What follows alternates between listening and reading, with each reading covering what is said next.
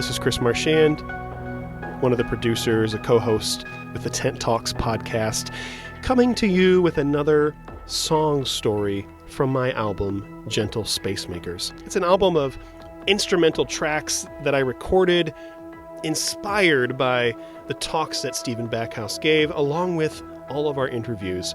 Today, this is the inspiration behind the track 1 Inch at a Time. I wrote this as an inspiration for my interview with Scot McKnight and Laura Barringer, who have written their book, Tove, Forming a Goodness Culture.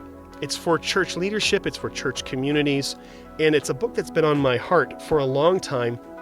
I have connections to the community that they worship in, and it's an Anglican church that I became an Anglican in. It's a community that's very dear to me, and what they are writing speaks very much to the situation going on in the American church currently.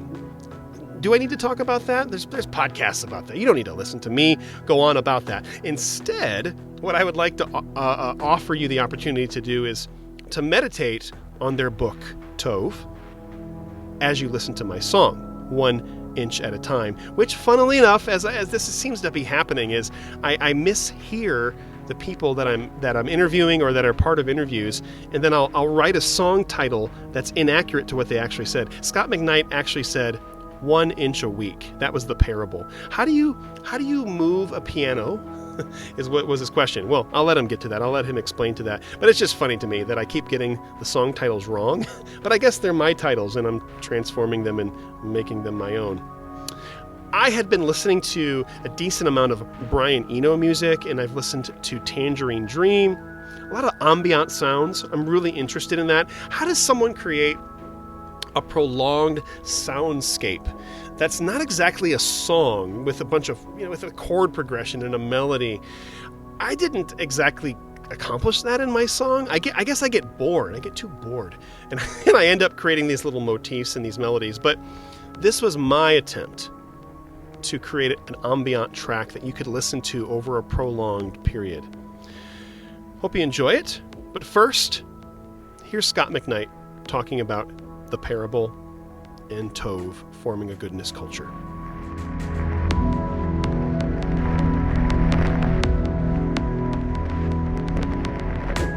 You say, how do we do this? There's no one thing, but there are a series of practices and habits that churches and leaders and people are going to have to adapt and adopt and start working at over the long haul, because it takes a long time to transform a culture. But it involves things like this: the proper use of power.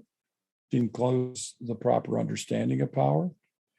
It includes focusing on character rather than gifts, skills, and performance abilities on the platform on Sunday morning. It involves becoming an example as leaders worthy of being followed. It involves a whole lot of patience and building coalitions. And that always goes back into how we use power. There's a standard joke, and I teach pastors, and they all have heard this story. I'd never heard it until one of them used it this last June. One of the students says, "Okay, I'll tell him then." They said, "How do you move a piano on the church platform?" And I said, "I have no idea." They said, 1 inch a week. And they said, if you move it all in 1 week, you'll have a church split. If you move it too fast, you'll have a lot of fights. If you move it 1 inch a week, 5 years later, you wake up and it's at the other side and nobody ever noticed. And that's a pretty big idea about transforming a church culture, is if you think you can go away for a weekend and come back, everybody all buzzed up about, we're going to become a Tove church, it's not going to happen. It takes a long time to form a culture.